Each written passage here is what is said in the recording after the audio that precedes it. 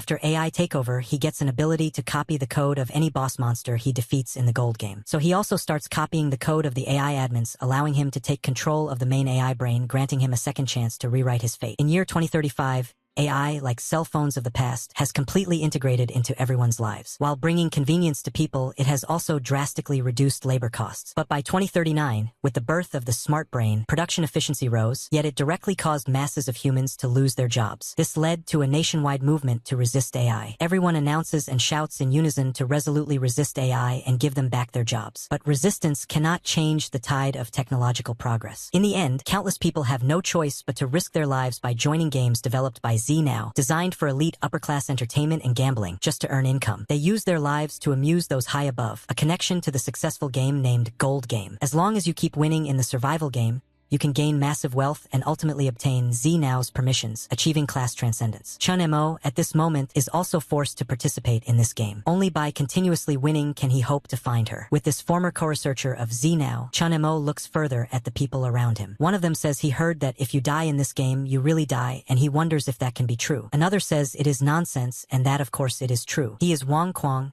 Level 1. He further says that those who lose the game are electrocuted to death by the helmet. Taking off the helmet mid-game also counts as violating the rules, resulting in instant electrocution. There is no escape. He adds that otherwise, did they think money was so easy to make? But they can still quit now. Another guy says he was forced in here to pay off gambling debts, and going out means death anyway, so there is no way out. Zhao Yukai, Level 1, says he cannot wait. He says he heard long ago that killing in the game is not illegal. Then he looks around and says they should not die too early because he does not want the game to end too soon. After seeing all these people, Chun Mo thinks that entering the game just to enjoy killing proves there are lunatics everywhere. A voice welcomes them to the gold game. Then the announcement tells them to enter the game instance. Chun Mo thinks this is the first stage instance space. He wonders if it is just an empty hall. Then a lady appears and says she welcomes the players and introduces herself as the adjudicator of this game, Little Rabbit. She says she will now explain the game rules. First, she explains that this stage is a beginning stage, and as long as they remember the following rules, they can clear it successfully. Then a further notification says the match will end when the survivors are reduced to 3 or fewer. It also states that the boss is absolutely unbeatable. The white rabbit then asks if it is pretty simple and clear. After that, she drops to the ground,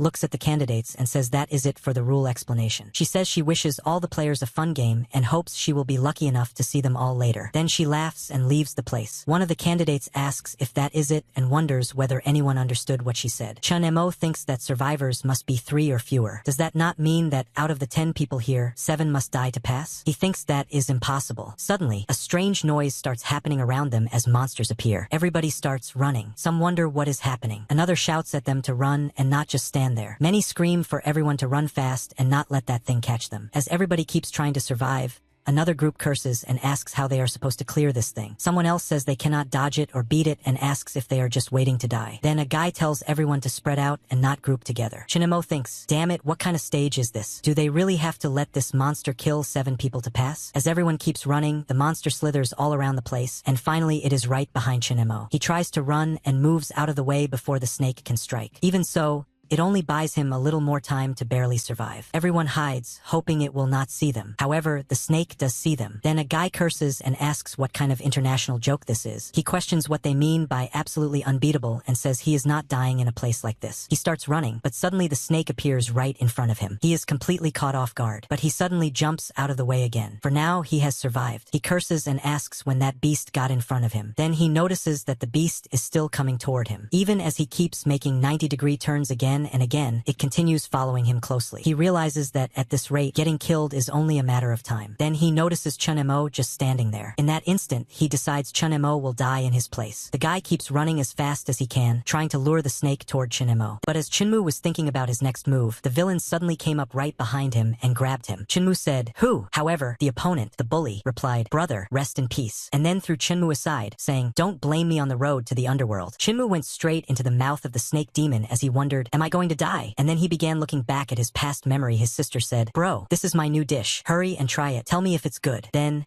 after seeing his memory of his sister, he thought, "Little sister, so at death's door, you really see your life flash by." Then the sister said, "It's okay. I'm not a child anymore. This little wound is nothing. Seeing you eat happily, I think it was worth it. I, Jean, haven't eaten all that rice for nothing. Big bro, from now on, I'll handle your meals." However, Chunmu then thought, "You not keeping your word. You said you'd cook for me every day. Turns out, it was your last meal for me, because after that, everything changed."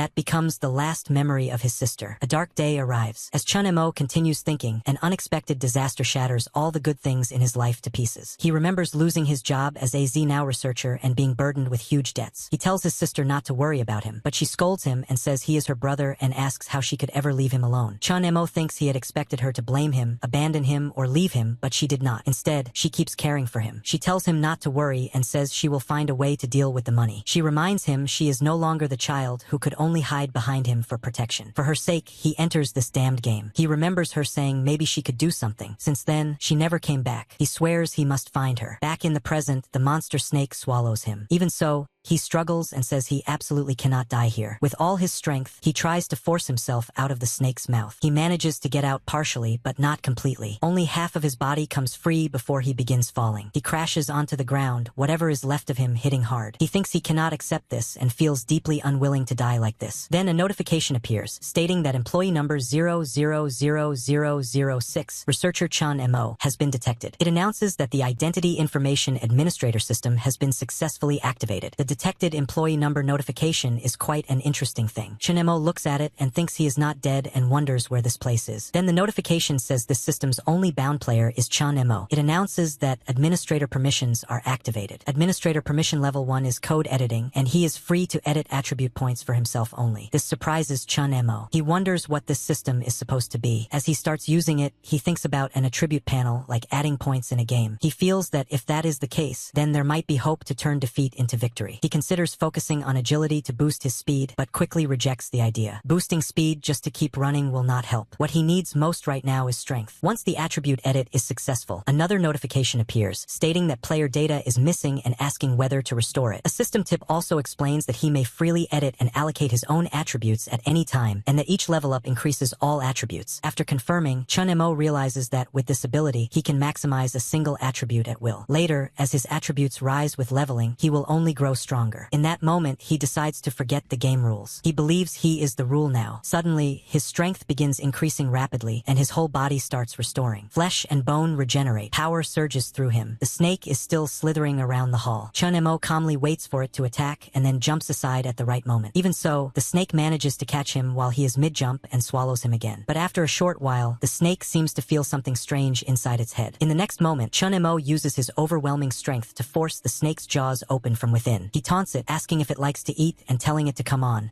saying they will see who eats whom today. With his immense strength, he begins beating the snake violently from the inside. The snake thrashes and struggles, desperately trying to fight back. Soon, Chun Mo lands on the ground and starts thinking about what he is going to do next, his aura spreading all around him. Everybody watches in shock, wondering if this guy is even still human. They cannot believe what they are seeing. Chun Mo thinks to himself that at least the attack worked. That proves the beast is not completely immune to physical attacks. But with his current attack power, killing it is unrealistic. Even if he sacrifices other attributes to stack strength, it will still be hard to face it head-on. At most, he could barely hold it off for a moment. He decides it is better to continue with his previous plan, full agility. He chooses to use the snake game rules against it. Once his agility becomes extremely high, he can effortlessly move out of the snake's way. Then he forms a new idea, make the snake's head attack its own body. With his supreme agility, that should be easy. As the snake rushes past him and then quickly turns around to strike again, Chun Mo recalls that in the original Snake game, if the head touches the body, the game ends. He believes that might be its only weakness. While the snake keeps chasing him, he runs swiftly and changes direction constantly, trying to confuse it and force it into making a mistake. He challenges it in his mind,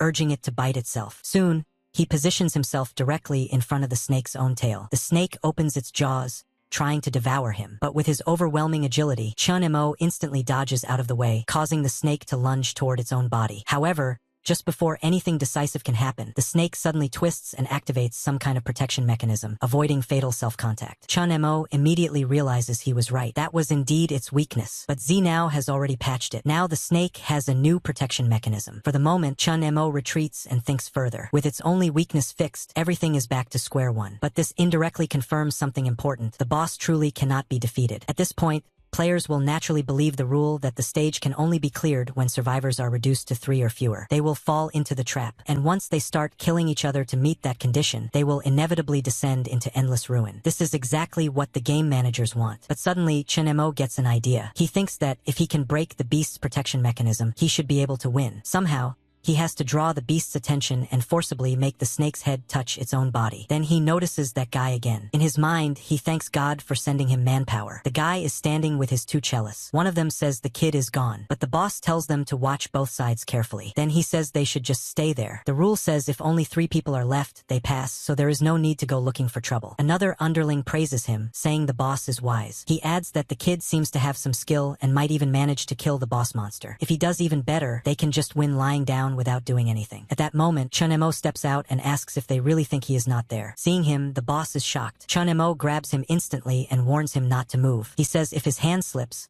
the boss will be exiting early. The boss quickly tries to talk it out. He admits what he did earlier was not cool, but says that right now they should stick together. Chun-Mo calmly replies that he could take him down first and then go unite with the others. The boss immediately panics and admits he was wrong, begging to be spared. One of the underlings cannot stand it and curses Chun-Mo, telling him to let their boss go. He rushes forward to punch Chun-Mo, but Chun-Mo casually throws the boss straight at him. The two collide heavily. Terrified, the boss calls out to his third brother. Before he can react further, Chun-Mo steps on his head again and says he has a plan to take down the beast, but he needs bait to draw its attention. He tells the boss to choose, risk it or die now. Time is short, so he had better decide quickly. The boss hurriedly agrees, but in his heart, he thinks that a wise man knows when to back off. Once they clear the stage, he will have plenty of time to take revenge. Chun-Mo orders him to go. He warns that if he sees even the slightest laziness, he will not hesitate to kill him first and then deal with the boss monster. The boss mutters that Chun-Mo had better actually handle the beast because they are risking their lives here. The other sidekicks follow reluctantly. They whisper to the boss, asking if they are really going to listen to that kid and act as bait. They say this job means 9 deaths and 1 slim chance of survival. They have already lost 1 brother and cannot afford to lose more. The boss sneers and asks who said he is going personally. Then he looks at the others and tells them that if they do not want to die, they should go lure the beast over. He claims he has already figured out how to deal with it. Everyone is terrified. They say that thing is not something they can handle. Another guy tells him to go himself if he wants and not drag them into it. The bully walks up to that guy, calls him brother in a mocking tone, and then kicks him hard. The man falls to the ground just as the snake rushes over and devours him. The rest are horrified. The bully asks if he has been too polite with them and threatens to take them all down if they do not move immediately. This time, they obey. But just as they start moving, he suddenly grabs the hand of a pretty girl and tells her to stay. She nervously asks what he wants and says she has already done everything he told her to do. He tells her he is giving her a way to live. He says she should follow him from now on. When everyone else is dead, the 3 of them can pass. Otherwise, she can go to hell with the others. Meanwhile, another woman and a boy curse him, saying that bastard is sending them to their deaths. They shout that as long as the survivor count does not drop below 3, they absolutely cannot let him succeed, and they start running. The snake catches one of them. The woman standing beside the bully nervously promises that as long as he does not abandon her, she will do anything. This is exactly what he wants. One of his underlings quietly asks whether this plan will really work and points out that the woman will not last much longer. The bully coldly replies that if she dies, even better. If people do not die, how will he reduce the survivor count? He mutters that he cannot die here because he still has a life of pleasure ahead of him. As chaos spreads everywhere, he also remembers the kid who embarrassed him earlier. He swears he must kill him. Suddenly, someone shouts that the snake's head is coming toward them. The bully says it is perfect timing. They will pretend to cooperate first and wait for the right moment. Then he runs toward Chun-Mo and shouts that they have brought the beast to him and asks what to do next. Chun-Mo thinks that Zhao Yuhai has already done enough evil. If possible, he should remove this unstable factor too, or there will be trouble later. He calmly explains that everyone has played Snake before. If they can make the snake's head hit its own body, the game will end. An underling excitedly asks if that means they are all saved. The bully immediately calls him a fool. He says he already tried that while being chased, and it did not work. The beast has a protection mechanism. When the head hits the tail, it simply slides away with no real contact. If it were that easy, the kid would have done it long ago. Even so, he orders them to stop talking and just do it. After kicking one of them forward, he also begins maneuvering, trying to guide the snake into biting its own tail. Everyone runs around frantically, attempting to force a mistake. The woman suddenly cries that she cannot keep going and begs the boss to save her. He tells her to jump inside because it is safe there. As they scatter and leap around, the snake shifts direction and charges toward Chun-Mo instead. The bully feels delighted. This is exactly what he wanted. In his heart, he mocks Chun-Mo for daring to order him around and wishes for his death. However, Chun-Mo releases an intense aura and effortlessly dodges the snake's attack once again. Right after that, the woman sees the monster rushing straight toward her. The underling rushes over and asks the boss if he is okay. Zhao Kai grits his teeth and curses repeatedly. He warns Chun-Mo not to think this matter is over and says he will remember this debt. Right then, a notification appears, congratulating the player for injuring the boss in the Encircled by Snakes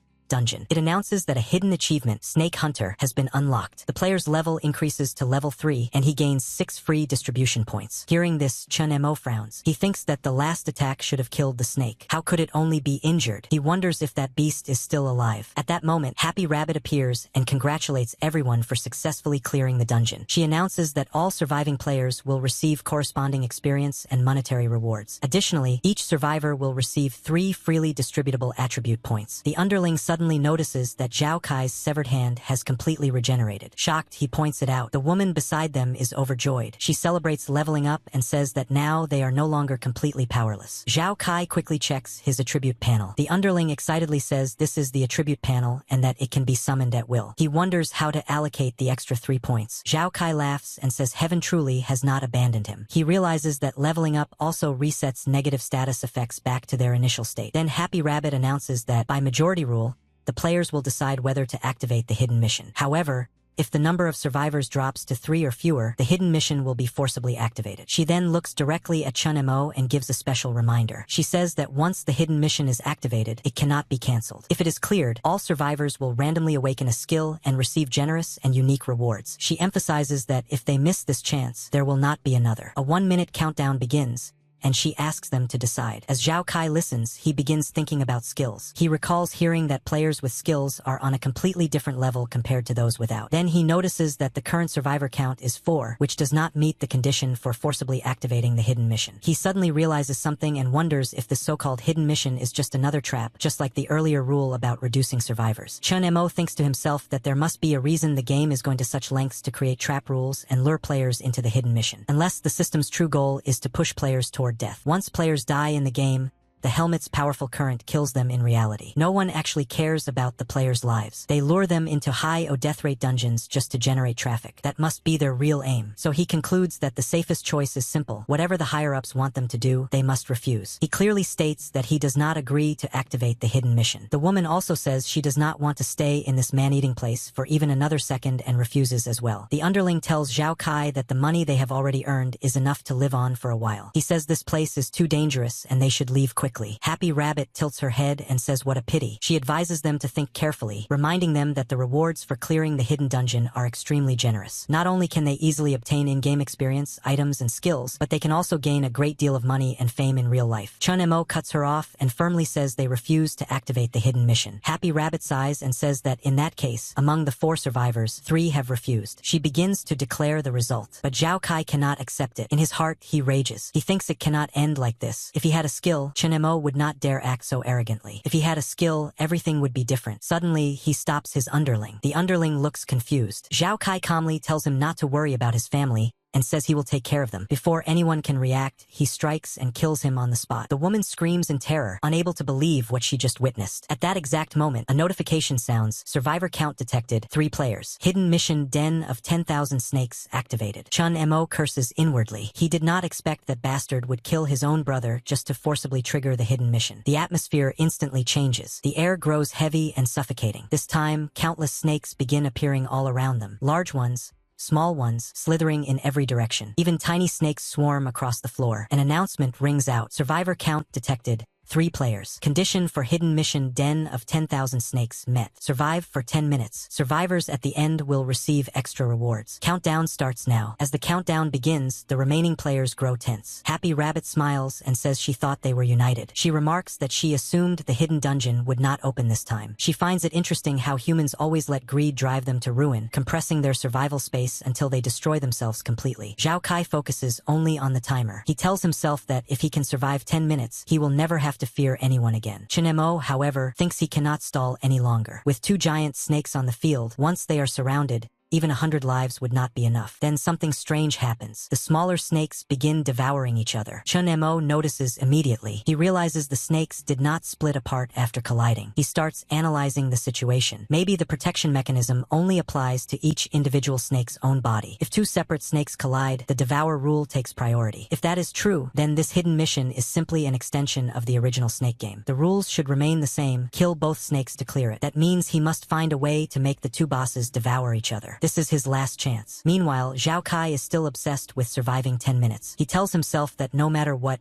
he must endure. If necessary, he will use the woman as a scapegoat. But before he can act, the woman suddenly tackles him and tells him to go to hell. They stumble directly into the path of several snakes. Zhao Kai explodes in anger. He curses her for betraying him and shouts that he schemed so hard, even killing his own brother to activate this hidden mission. He refuses to believe he will die here. The woman coldly responds that betrayal suits him. She says she knows exactly what kind of person he is. If he could kill his own men, why would he spare her? In desperation, Zhao Kai reaches toward Chinemo, grabbing at him and begging to be saved. He offers all his money in exchange for his life. The woman struggles violently, punching and kicking, trying to free herself. She tells him that if he wants to die, he should die alone. But Zhao Kai, consumed by madness, declares that if he cannot live, they will die together. At that moment, a swarm of snakes engulfs them both. The woman screams as the snakes begin devouring them. Soon, Chenemo is the only one left alive. He runs through the chaotic sea of serpents, calculating every movement. He thinks that the only relatively safe zone within the snake nest is a narrow opening between the two giant bosses. He leaps toward it. A massive snake lunges at him midair. With all his enhanced strength, he grabs its jaws and forces them apart. He feels the crushing bite force and realizes that without the attribute points he gained from leveling up, he would not have been able to withstand it. He braces himself and declares that success or failure depends entirely on this moment. Both giant snakes charge at him from opposite directions. At the final instant, Chun Emo releases his grip and vanishes from between them with supreme agility. The two colossal snakes slam directly into each other. Life or death, everything rests on this single collision. Chun Emo watches as the two boss snakes shudder violently. For a split second, it looks like they might separate,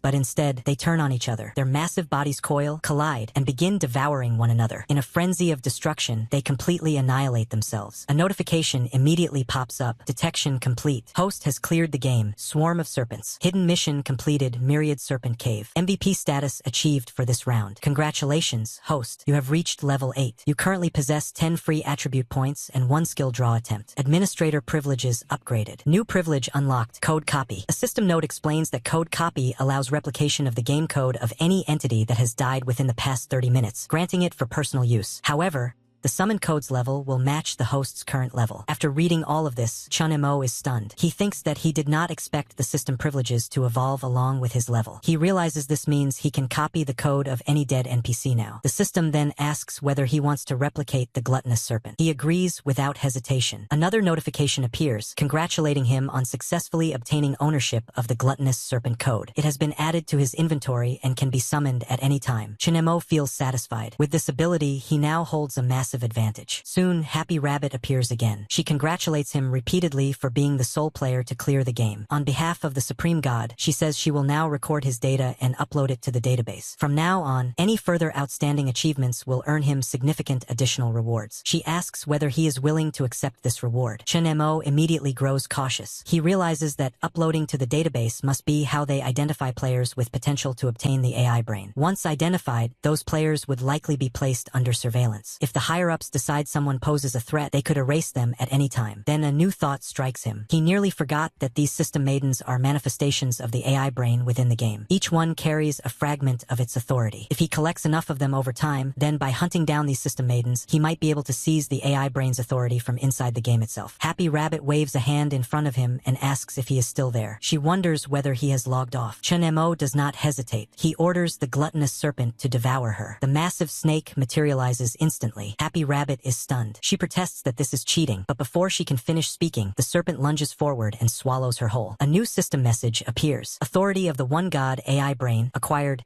0.1%. Chun Mo's eyes narrow. So that is how it works. He realizes that if even one system maiden grants him a fragment of authority, then hunting down more AI brain avatars will steadily increase his control. But he also understands the danger. If the higher-ups notice, he will be erased without hesitation. From now on, he must stay hidden. For now, he chooses to log off. The world fades. He awakens in reality, gasping slightly. His body feels heavy and exhausted, but he is alive. He touches his chest, almost in disbelief. He wonders if she has been enduring this kind of danger all along. His phone screen lights up. A notification announces that player Chun Emo has cleared the beginner instance, Swarm of Serpents, and completed the hidden mission, Myriad Serpent Cave. It also shows that he has received 200,000 yuan in live stream donations. He stares at the number. 200,000 yuan is more than many people can save in years. Yet in this game, it can be earned in a single round if you survive. No wonder so many are drawn to it. He immediately tries calling her. A cold automated voice informs him that the number he dialed is not in service and asks him to try again later. He lowers answers the phone slowly, still unreachable. He lies back and stares at the ceiling, wondering where she could be. He blames himself for being stubborn in the past. If he had not opposed using the AI brain for gaming and angered the higher-ups, maybe none of this would have happened. They framed him, forced him out of his job, and buried him under breach of contract penalties. She had entered the game just to help repay his debt. Ever since she left that money behind, there has been no trace of her. The only clue is that she must still be active somewhere inside the game. He clenches his fists and promises that no matter where she is, he will find her. This time, he will be the one to protect her. Meanwhile, in a bright and lively arena-like space, a broadcast is underway. It is the 264th match of the Gold Game, Group 7's team stage. A commentator remarks that the kid is interesting. He noticed the gluttonous serpent's weakness from the very beginning, which suggests he did his homework before entering. Another man, Tian Kuan, level 25 and captain of Team Poison status, laughs. He says the kid has guts, and if the opportunity arises, recruiting him would not be a bad idea. A woman nearby snorts dismissively. She says it was only a beginner-level instance. If those players had cooperated, not a single one of them needed to die. Yet, in a match with only a 40% average clear rate, they nearly wiped themselves out. Her name is Fei Ying, level 23, vice-captain of Team Poison status. She coldly concludes that this batch's overall quality is far too low. In her opinion, players like that are not worthy of being her teammates. The captain laughs lightly and says that, as expected of Fei Ying, the nightmare of new players and ever the perfectionist. He teases that if she keeps her standards that high, their team might never recruit anyone. Fei Ying simply replies that she would rather recruit no one than accept someone unworthy. Elsewhere, Chun Mo is still lost in thought when his phone suddenly rings. He picks it up cautiously and asks who it is. A familiar voice responds that it is him. Chun Mo freezes for a moment. Then the voice continues, saying he has news about the person Chun Mo has been searching for. Chun Mo immediately follows up on the lead and soon receives the information. Area 39, D-rank instance, spot the difference. He thinks it looks like he will have to try his luck in Area 39. Picking up the headset, he reminds himself that once a spot the difference game is cleared, it disappears forever. Even so, he cannot afford to miss the slightest clue about her. He promises again that he will find her. As he logs back in, a massive notification appears. It welcomes him back and informs him that since he has cleared his initial stage, he may now freely select a game scenario. According to the contract, he must enter his next game within 7 days. If he violates this term, he will face a huge penalty fee, and the company reserves the right to enforce compliance. Chun Mo clicks his tongue in annoyance. He thinks these are truly tyrannical terms. Either he keeps playing and generating profit for them, or he pays a fortune to buy his freedom. They have structured it so they never lose. Still, he decides that is not his priority right now. Finding his sister is what matters most. He opens his status panel and begins allocating his points. From past experience, he understands that raw combat power is not the only factor in clearing stages. However, it greatly increases survival odds. For now, strength and agility are his main focus. Intelligence, which represents magic power, is less urgent at the moment. As he distributes the points, he can feel his body becoming stronger. Then he notices something else. A skill slot. He almost forgot that after clearing the last stage, he earned one skill draw. He decides to use it before entering the next instance. He commands the system to start the skill draw. The interface spins and eventually lands on a primary skill. The system congratulates him and announces that he has obtained Wings of the Invisible. Upon activation, the player can remain airborne for 1 minute. The cooldown time is 10 minutes. Chun Mo considers it. It is not a high-tier skill, but a short flight ability could be life-saving in critical situations. He accepts it as a useful addition. Without wasting more time, he heads toward the D-rank lobby. Before he can enter, a voice calls out from behind, asking if he is a newly promoted player. Chun Mo turns and asks what the person wants. The young man quickly explains that he is also relatively new but has already cleared 2 games. He asks whether Chun Mo would be interested in forming a team. He reassures him that his goal is only an E-rank dungeon, so it should not be too dangerous. Chun Mo apologizes and says he is aiming for a D-rank dungeon, so he cannot team up. The young man is stunned. He calls out to him and warns that going straight into a D-rank dungeon as a rookie is insane. In his opinion, Chun Mo is just courting death. Chun Mo does not respond. He continues forward. A system notice appears, asking him to confirm entry into the D-rank lobby and warning that once chosen, it cannot be undone. He immediately confirms and selects Area 39. Behind him, the rejected player mutters that Chun Mo has completely lost his mind. Moments later, matchmaking completes. Chun Mo finds himself inside a spacious lobby filled with players. Names and stats float above their heads. Xia Xiu, level 13, 3 clears. Zhang Tianba, level 16, 5 clears. There are many others as well. Chun Mo quickly realizes he is the lowest level player present, with only one clear to his name. Suddenly, a cheerful voice greets them. The speaker introduces herself as Little Ant, the system guide for this round. She announces that the game is called Heavenly Thunder and Earthly Fire. She explains the rules. The entire area is a minefield containing 30 buried landmines. The players must either find and defuse all 30 mines or trigger all 30 mines. Achieving either condition will clear the stage. One candidate remarks that it sounds like Minesweeper and questions whether it can really be that simple. Little Ant laughs and says of course not. Every 5 minutes, at least one player must perform an exploration action. If no one volunteers, the entire team will be penalized. If the countdown expires without anyone exploring, a random mine will detonate automatically. This will continue until someone takes action. However, she adds that during exploration, players may uncover random helpful items, which could increase their survival chances. She wishes them good luck and says she hopes they are all still alive when she returns. Then she disappears. The players immediately begin discussing strategy. A bespectacled man comments that it does not sound too difficult. If they follow proper Minesweeper logic, clearing it should only be a matter of time. Another player disagrees slightly. He points out that while later stages may rely on logical deduction, early exploration is essentially like Russian roulette. No one knows when they might step on a mine. Chun Mo listens carefully. He thinks what they are saying makes sense. But if a D-rank dungeon were truly this straightforward, something must be wrong. He wonders whether he has underestimated it or walked into something far more dangerous than it appears. One of the players suddenly scoffs and asks why there is a piece of trash who has only cleared the beginner level standing among them. Another agrees and says everyone else there has cleared at least 2 dungeons. A third player worries that the rookie might drag them down. Someone else adds that the kid is practically a ticking time bomb, no less dangerous than the landmines buried under their feet. Zhang Tianba, level 16 with 5 clears, raises his hand to quiet the noise. He tells them to stop arguing and says he has a suggestion. He reminds everyone that, according to the rules, no one can clear this dungeon alone. In that case, they should decide the exploration order by drawing lots. When it is someone's turn, they must step forward. Anyone who dares to break the order will be treated as a danger to everyone. If that happens, he warns them not to blame him for eliminating the parasite. He adds that this way, even if the rookie is inexperienced, at least he will not drag the team down unfairly. As for survival, it will depend on each person's own ability. He then asks who is in favor and who is against. One of his followers loudly announces that this is Brother Tyrant from Z-City. Another aggressively challenges anyone with objections to step aside for a one-on-one fight. Anyone without an opinion should just raise their hand. Chun Mo observes quietly. Although Tianba's attitude is tyrannical and authoritarian, this method is indeed the most practical solution for now. Without some structure, the group would descend into chaos, which would only make the situation more dangerous. Tianba then proposes that to ensure fairness, they will use the system's built-in lottery function. That way, fate will decide, and no one can accuse him of manipulating the results. However, in his heart, Tianba sneers. His skill is hand of fortune stealing. In any game that involves luck, he holds the advantage. Moreover, he paid a high price on the black market for insider information about this dungeon. Otherwise, he would not have been willing to waste one of the 3 limited uses of his precious skill. After the system lottery runs,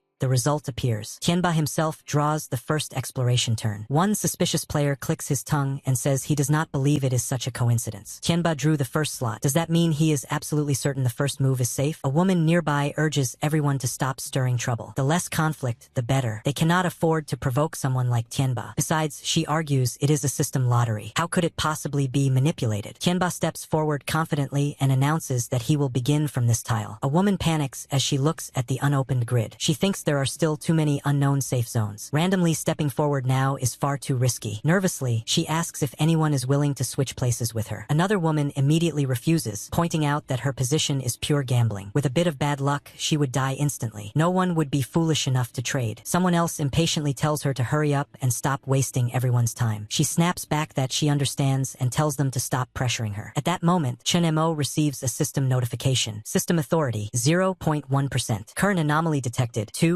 and 1. 2 squares have been switched. Additional information available. Chun Mo's eyes narrow, so even 0.1% of the AI brain's authority can reveal hidden dungeon data. If he could access more internal information, the difficulty of this stage would drop dramatically. He attempts to retrieve more details. Another notification appears. Reading failed. Insufficient authority. He clicks his tongue inwardly. As expected, it is not that simple. For now, he can only analyze the single clue he has. Why would the coordinates 1, 1, and 2, 2 switch places? He notices a faint XP system watermark on the panel interface. Something clicks in his mind. Suddenly, he speaks up and says he will switch with her. Everyone turns to stare at him in shock. One woman warns him not to joke around and reminds him he cannot go back on his word. Chun Mo calmly confirms that he will take her position. He will step second. The surrounding players shake their heads. Some mutter that this newbie is insane. Others assume he is just trying to act heroic to impress the woman. A few decide to stay far away from him in case his stupidity gets them killed. The woman quickly accepts and tells him to hurry up. She will go first and wishes him luck. As Chun Mo steps forward, Zhang Tianba watches him carefully. Inwardly, Tianba becomes curious. He himself dared to take the first step only because he spent heavily on black market intelligence. Yet this rookie seems just as confident. Could he also have insider information? Meanwhile, Chun Mo focuses on the grid. He recalls the faint XP watermark from earlier. That detail confirms something important. This dungeon is not based on the classic version of Minesweeper. It is modeled after the XP version. And unfortunately for the dungeon, he is extremely familiar with it. A memory flashes in his mind. Back then, the rule was simple, 1 move per person. If you win, you order takeout. If you lose, you cook at home. No cheating. In his memory, his sister complains that he is being a bully. She says that when it comes to Minesweeper, she has barely ever beaten him. He laughs and offers her a handicap. He tells her that since the computer is running the XP system, the first move in Minesweeper is always safe. He offers to let her go first. She teases him, asking if that is really enough of a handicap. He insists he used to be the best and reminds her not to go back on her word. If she loses, she has to treat him. Back in the present, Chun Mo tightens his resolve. He silently promises that no matter the cost, he will find her. His thoughts snap back to the dungeon. Interesting, that confirms it. This stage is built on the XP version of Minesweeper. Zhang Tianba revealed a 1. That means only 1 adjacent square contains a mine. Based on the layout, all surrounding squares except 1, 1 are safe. Therefore, 1, 1 must contain the mine. Originally, Tianba should have stepped on the mine at 2, 2, but because the XP system guarantees the first click is safe, the mine was relocated to the top left corner. That explains the earlier system prompt stating that 2, 2 and 1, 1 were swapped. Everything makes sense now. Chun Mo suddenly announces that he will switch. The others are stunned. To fight so hard for the first move, Tianba must have obtained dungeon information through some special channel. Chun Mo does not know how Tianba acquired it, but he is certain it was not luck. A player behind him mocks him, saying he only has 10 seconds left. He sarcastically asks whether the so-called hero who tried to save the damsel is getting scared. The woman quickly clarifies that she is not associated with him and that he volunteered on his own. Another player warns Chun Mo that if he dies, it will not be her fault. Ignoring them, Chun Mo calmly steps forward and selects the tile beside Tianba's revealed square. Tianba's eyes widen in surprise. The tile opens. Instead of an explosion, a large area of safe tiles unfolds across the board. System notifications rapidly appear. Health potions acquired. Speed potions acquired. Strange capsule obtained. The crowd erupts in disbelief. Some accuse him of insane luck. Others curse themselves for not taking the opportunity when they had the chance. One player bitterly complains that those rewards should have been his. Tianba narrows his eyes and looks at Chun Mo with renewed interest. He admits that the kid is pretty good. Chun Mo thinks calmly. For now, as long as he follows the traditional Minesweeper logic, everything should progress normally. But this is still a D-rank dungeon. There might be hidden mechanics, just like in the Gluttonous Serpent stage. He cannot afford to lower his guard. He also reflects on Zhang Tianba's behavior. The man went to great lengths to secure the first move. That means he must have acquired first-hand dungeon information from somewhere else. His performance just now was clumsy. Chun Mo saw through the hypocrisy immediately. Tianba walks over and places a hand on Chun Mo's shoulder. He praises him, saying that although he is a rookie, his thinking is meticulous and that he has potential. But inwardly, Tianba curses. He suspects Chun Mo also has insider information. He regrets not choosing to go second instead. The items Chun Mo just obtained could save a life at a critical moment. They are priceless in a dungeon like this. In Tianba's mind, the kid just hit the jackpot. He loudly urges the others to hurry up. Anyone who dares to slow them down will face consequences. Secretly, he resolves to kill Chun Mo later and take all those items for himself. For now, he will let the rookie enjoy his moment. One of Tianba's followers reassures him that they are keeping watch and nothing will go wrong. Still impatient, Tianba pushes everyone to move faster and demands to know who is next. A woman volunteers. She carefully analyzes the revealed numbers. She marks one square as a mine and selects another adjacent square that must logically be safe. When she presses it, the tile opens safely. Relieved, she laughs and says her luck is not bad at all. More safe tiles unfold across the board. One by one, the players continue selecting tiles using logical deduction. The grid begins opening rapidly. A woman comments that she expected a D-rank dungeon to be much harder. If this is all it is, she claims she could clear it with her eyes closed. Another player reminds her that Minesweeper may be old, but without understanding the rules, it is easy to make fatal mistakes. She nods in agreement. Then a different woman approaches Chun Mo quietly. She lowers her voice and addresses addresses him, pointing out that Tianba definitely used some kind of skill to manipulate the lottery earlier. Chun Mo responds calmly that even if that is true, at most Tianba simply exploited a loophole in the rules. Xia Xiu smiles lightly and says that even if Tianba only exploited a loophole, the way he pretends to be clueless is still annoying. She introduces herself properly, explaining that she is a game streamer. She adds that Chun Mo seems very familiar with games and asks whether they should watch each other's backs later. Chun Mo stays silent for a moment before replying that this is a kill or be killed death game, not some harmless virtual dungeon. Xia Xiu rolls her eyes and says she does not need him to teach her that. She simply meant they could cooperate. She casually mentions that the only time a girl teamed up with her was in a previous game. Even though they were both women, that player was unbelievably strong. It was the first time she had ever seen a female player that powerful. Unfortunately, she forgot to ask for her name. All she remembers is that she had golden hair. She admits she has not met such a strong and reliable carry since then. The moment Chun Mo hears that, his heart tightens. Golden hair. He grabs her arm unconsciously and urgently asks whether the player had long hair, double eyelids, and a beauty mark near the corner of her eye. Xia Xiu winces and tells him to loosen his grip because he is hurting her. She says she did not get a close look, but from what she remembers, that description might fit. Chun Mo's mind races. Could it really be her? Before he can press further, someone shouts that it is the next player's turn. Tianba impatiently demands that they stop spacing out and choose already. The woman whose turn it is begins to panic. All the clearly safe tiles have already been revealed. The remaining ones are ambiguous. Every option is a gamble. One wrong step and they all pay the price. The system voice announces that the next player must act promptly. If the 30-second countdown ends without action, a mine will detonate randomly. Tianba coldly reminds her that if she refuses to follow the rules, she will become everyone's enemy. One of his men steps forward aggressively, pressuring her. At that moment, Xia Xiu suddenly points out a tile and calmly tells the woman it should be safe based on the numbers. The woman hesitates, then nods and selects it, thanking Xia Xiu and promising she will not forget the kindness. Some players mock her, saying they cannot believe someone needs help with something so simple. Xia Xiu defends her, explaining that she was just nervous and froze for a moment. She tells the others to back off. The tile opens safely. The woman beams and happily announces that it worked. Xia Xiu smiles, relieved, but suddenly, a red aura begins spreading across the field. The woman looks confused and asks what is happening, insisting she was told there was no mine. Chun Mo's expression changes instantly. He shouts for everyone to get down. In the next second, the mine detonates. The explosion erupts violently. In an instant,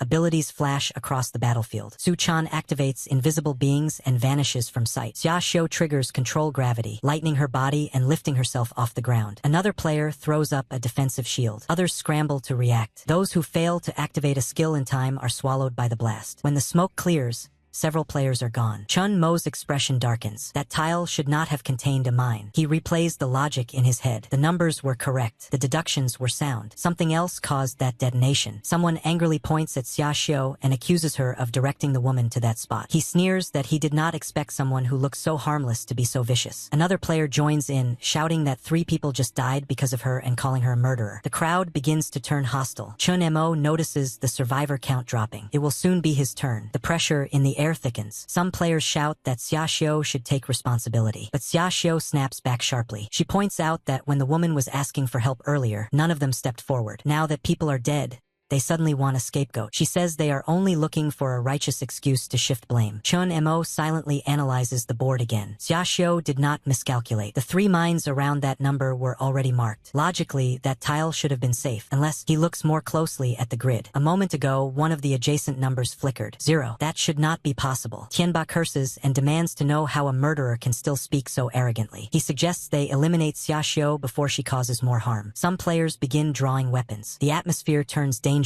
But instead of stepping back, Chun Mo suddenly moves forward, positioning himself near Xia Xiu. She looks at him in surprise and asks whether he intends to pick a fight as well. Chun Mo ignores the hostility around him and raises his voice. He tells everyone to listen carefully. He explains that there is another type of mine hidden in this dungeon, one that can move freely beneath the field. It is buried below the visible grid. If influenced by gravity or external force, it can shift positions and detonate unexpectedly. That means the explosion was not caused by a logical error. It was triggered by a moving mine. A woman frowns and says if the mines can move, then what was the point of all that safe information earlier? Another player complains that this is supposed to be Minesweeper. If the mines move, is it even Minesweeper anymore? Tianba narrows his eyes. Moving mines. Now that is interesting. Chun Mo points at the grid and explains in a steady voice. He says the numbers in that area were 3-3-3-2 before, but now they are 2-3-3-3. One of the marked spots is gone too. That means a mine shifted one space to the right. That is why the woman stepped on what used to be a safe tile tile and got blown up instantly. One of the players pauses and admits that now that he thinks about it, the pattern really did change. Another says the square she stepped on was definitely safe earlier. Chun Mo then looks at Xiaoxiu and says she guided that woman there even though the board had already changed. He suggests she used her as a test to confirm the moving mine. He asks if he needs to spell it out any further. Xiaoxiu's face tightens. She denies it and demands to know how he figured that out. She asks what his angle is and why he is suddenly speaking up for her. Chun Mo says he is not helping her out of kindness. She just cannot die yet. He needs her ability to figure out what is really going on in this dungeon. Xiaoxiu scoffs a little and says she has no reason to help him just because he said a few words for her. She also reminds him that even without his help, the others cannot easily touch her. Chun Mo's patience runs out. He summons the gluttonous serpent. The massive creature appears beside him, its presence heavy and oppressive. The pressure in the air shifts instantly. He looks at her seriously and asks if he has been giving her too much respect. He reminds her he is already marked as a wanted criminal in this system. He is not here to joke around. The mood changes right away. Even Xiaoxiu feels the pressure. She did not expect this level of presence from someone who is supposedly only level 8. For a moment, she wonders if he is hiding something. After a short pause, she adjusts her tone. She introduces herself more properly and says she does not want to make enemies either. Then she explains that her hypnosis skill can only be used on the same person 3 times. She has already used it once earlier. Tianba immediately jumps in, asking how long the effect lasts and what exactly it can control. He wants all the details. Someone else mutters that maybe she just misread the board and is overthinking it. But at this point,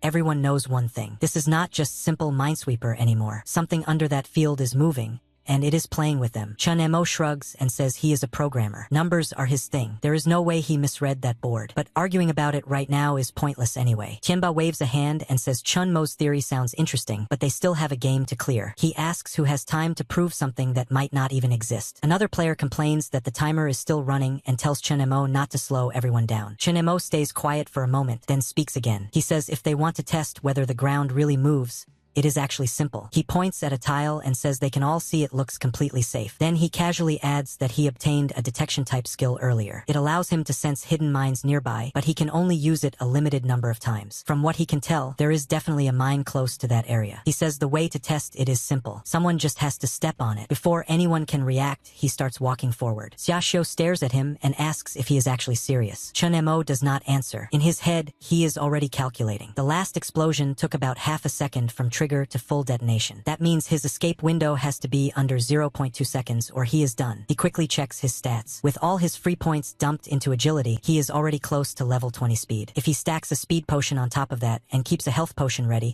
he might just barely make it out of the blast radius. Around him, other players start backing away. One says he is getting some distance and does not want to get caught in the shockwave. Another calls him a lunatic and tells him not to drag others down if he wants to die. Chun Mo steps forward anyway. The moment his foot touches the tile, boom, the explosion hits instantly. Flames and shockwaves tear across the field. Players dive, shields flare, skills activate again. Smoke fills the air. For a split second, everyone assumes he is gone. Someone mutters that there is no way he survived that. Then a figure bursts out of the smoke. Chun Mo. He sprints out of the blast zone at insane speed, barely skimming the edge of the explosion. Even Xiaoxiu is stunned. She thinks there is no way someone at level 8 should move like that, even with potions. In her mind, he has to be hiding his true level. At least level 20, maybe higher. Meanwhile, Chun Mo's heart is pounding. That was way too close. He knows he would not survive another direct blast like that. His HP bar is already dangerously low. Without hesitation, he drinks a health potion to stabilize himself. The others stare at him in disbelief. Someone blurts out that he was telling the truth. Another curses quietly and admits the mines really are moving underground. But then panic sets in again. Even if they know the mines move, what does that change? They cannot see underground. They do not know the movement pattern. The system voice interrupts. Players are reminded to proceed with the next exploration within the 30-second countdown. If no one acts, a random mine will detonate. The timer starts ticking. People start losing it. One says it is over. Another says they are all doomed. Chun Mo forces himself to calm down. There has to be a pattern. If the mines moved randomly with no logic, this dungeon would be impossible. That would not make sense, even for D rank. Understanding the movement pattern is important. But even more important is figuring out why the mines are moving in the first place. Chun Mo suddenly pauses. He feels something subtle under his feet. Faint vibration. He narrows his eyes. What was that? He looks up and tells everyone they all saw what just happened.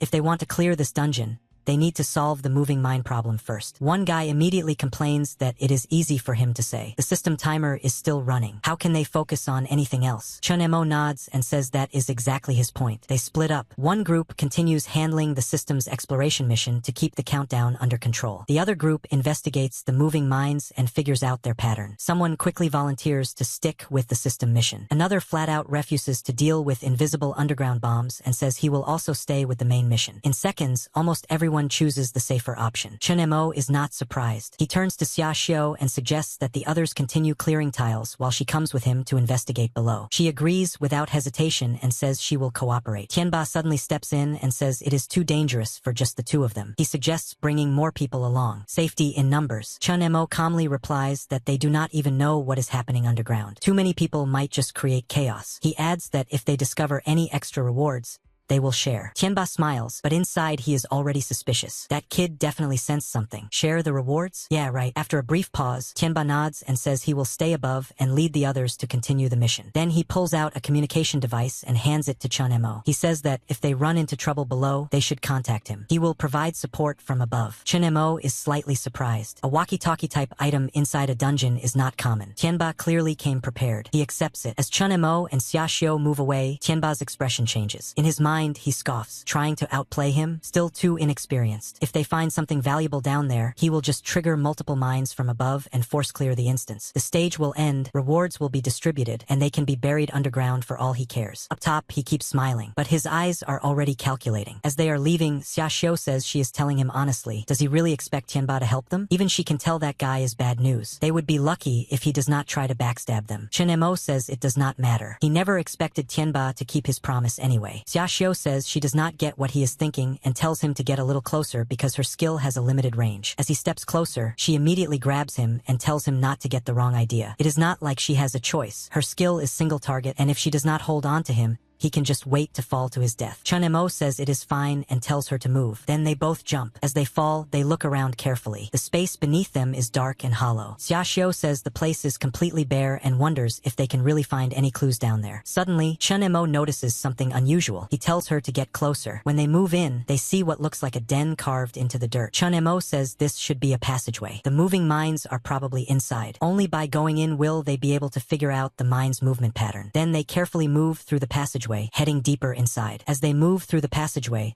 Xia Xiu says she did not expect there to be tunnels like this underground. She guesses the mines must be using these tunnels to move around freely. She jokes that maybe they are mines that grew legs, and she laughs. But while laughing, she suddenly notices a flash of red through a crack in the dirt wall. She immediately points it out and says something was just there. Then she nervously tells Chun Mo that he has to protect her. Down here is different from the surface, and she cannot fully use her skills in such a tight space. Chun Mo thinks to himself that he already figured out the true nature of the moving mines back when he was inspecting the explosion crater earlier. As he focuses, he notices something shifting in the shadows. A system notification pops up. Detected copyable code. Mine soldier ant copy? Yes or no? Chun Mo's eyes sharpen. Mine soldier ant. So the mines are not just mechanical traps. They are living creatures. No wonder they can move. He immediately selects yes. The code is copied, and a new summon becomes available to him. Before he can finish thinking through what to do next, Xia Xiu suddenly freezes. More red shapes begin crawling out from deeper inside the tunnel. Ants. Dozens of them. They are surrounded. Chun Mo mutters that they are not just mines, they are moving bombs. He should have realized sooner. That NPC clearly treated them as intruders. He warns that if the colony panics, they will keep gathering in greater numbers. Xia Xiu clenches her teeth and says that instead of standing there waiting to die, they should fight. She activates gravity control, ready to crush them. Chun Mo immediately stops her and tells her not to do it. If she detonates them in such a confined space, they will all die together. She demands to know what else they are supposed to do. Chun Mo raises a hand and summons the mine soldier ant he just copied. A large ant appears in front of them. He quickly tells her to get down. They both crouch beneath the summoned ant,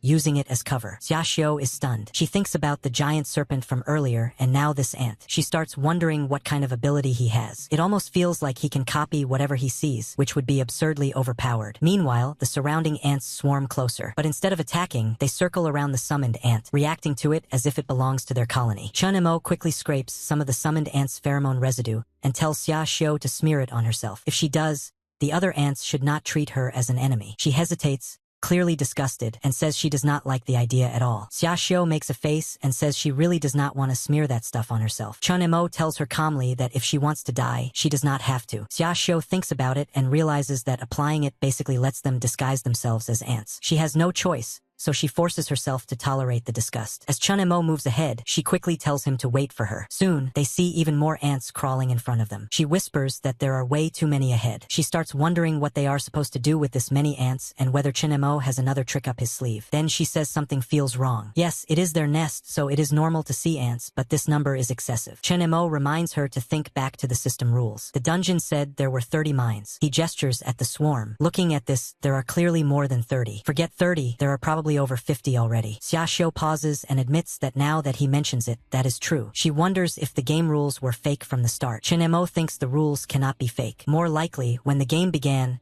there really were only 30 mines. He tells her to stay close. If he is right, the answer is at the end of this tunnel. They keep moving forward, ignoring the ants as long as they are not attacked. Soon, they reach a larger chamber. In the center is the biggest ant they have seen so far. Around it are piles of eggs. Chun Mo understands immediately. The game probably started with only 30 mines. But with this queen constantly laying eggs, the longer time passes, the more mines there will be. If they drag this out, the number will keep increasing. To clear the level, they have to kill this hidden boss. Right then, a system notification appears. The main mission updates, stating that the player has accessed the core mechanism of heavenly thunder and earthly fire. The new objective is to destroy the source of thunder, the Queen Ant. The mission officially starts, offering double XP and one random item draw ticket. The MVP solo reward is listed as a C-rank weapon called Void Blade and a C-rank skill called Camouflage. Chun Mo wonders if this is the mission update he was expecting. Above ground, the others receive the same notification. One player curses and asks what the hell a queen ant even is. He questions whether this is still Minesweeper at all. Another says this means they now have to fight the so-called source of thunder and wonders if they can even win with their current numbers. Tianba's eyes light up. He thinks that the kid really did uncover something valuable. He knew from the start that a D-rank instance would never be that simple. Xiaoxiu thinks to herself that this is a hidden boss. She has heard people talk about hidden bosses before, but she never expected to actually run into one. The rumors say the rewards for killing one are insanely good, and judging from the mission update, that seems true. She glances at Chun Mo. He is strong. Maybe she should let him test the boss first. If he succeeds, the rewards might just fall into her hands too. She picks up the walkie-talkie and calls out, saying it is her and asking if he can hear her. Tianba's voice comes through the device. He says they all saw the system announcement and asks what the plan is. He offers to bring some people down to help. Chun Mo takes the walkie-talkie and lets out a short laugh. He says Tianba could not hold back for long. Then he tells him there is no rush and that they should let things play out for a bit longer. On the other side, Tianba's expression darkens. In his mind, he thinks this kid clearly plans to take the reward for himself. Is he not afraid of biting off more than he can chew? Beside Chun Mo, Xiaoxiu suggests letting them come down to help. She says they might not be able to handle this with just the two of them, but in her heart, she thinks the more cannon fodder they have scouting ahead, the better. That way, she can benefit when things get messy. Chun Mo repeats that they cannot do it alone, but the others are more useful staying above as support. As more ants crawl past them toward the queen,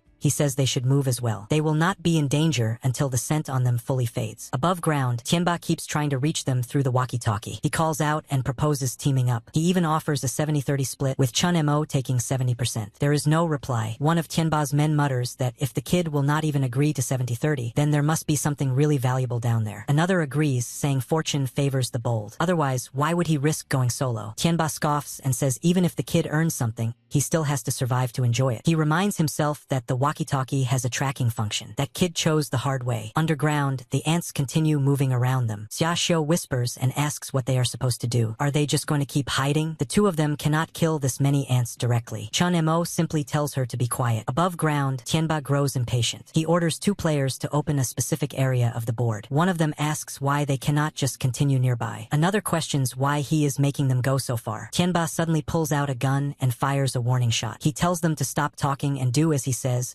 or he will kill them himself. In his mind, he thinks that if there is a queen ant, then those moving mines must be exploding soldier ants. He needs to confirm this theory quickly. The two players panic and agree to do it, begging him not to shoot. Tianba yells at them to move. Underground, the ants begin shifting. At first they were just crawling around, but now they are clearly closing in. Xiaoxiu whispers that something is wrong. The ants are getting restless. If Chun Mo has any backup plan, now would be the time to use it. Chun Mo calmly says he does not have a backup plan. He is waiting for rescue. She stares at him and asks if he is crazy. She cannot seriously believe he is counting on Tianba to save them. Even if Tianba comes, they would probably just end up as cannon fodder. The ants move even closer. Then suddenly, system notifications flicker across the ants' bodies. Xiaoxiu panics and says it is over. She says they have been discovered and that she should not have trusted him. One ant lunges forward. She instinctively activates her gravity control to push it back. At that exact moment, boom, a massive explosion shakes the tunnel from above. Chen Mo says it has started. She looks at him in confusion. He tells her to move and get inside the side passage immediately. She reacts without arguing. Chen Mo explains quickly that someone above just stepped through the ceiling of the tunnel and triggered the soldier ants' position there. Another explosion follows. Then another. The blast spreads through the underground network. Soldier ants detonate one after another. A chain reaction. The tunnels shake violently. Fire and smoke surge through the passages as ant after ant explodes. Above ground, Tianba smirks and mutters that no one should try to outplay him. In his mind, he expects the system to announce a mission clear. But nothing happens. He frowns. There is no system notification. One of his men stares ahead in horror and mutters that something is wrong. Then they all see it. From the cracked, collapsing ground, something enormous begins to rise. As the massive ant boss rises into the air, its body swollen and carrying explosive sacks like bombs, chaos breaks out above. A woman nearby begs for someone to save her. She says she does not want to die. Tianba, however, is furious inside. After an explosion that huge, the boss is still almost unharmed. And that kid underground is probably still alive too. He cannot understand how this is possible. He keeps firing at the monster in the air. The creature screeches and starts firing explosive projectiles back down. One of Tianba's underlings jumps in front of him and raises a shield, shouting for him to watch out. The shield barely holds. The others are not so lucky. Chang Ji, Tianba's other subordinate, gets hit directly. He collapses. Tianba looks at him in shock as Chang Ji weakly says he wants to go home. His voice trembles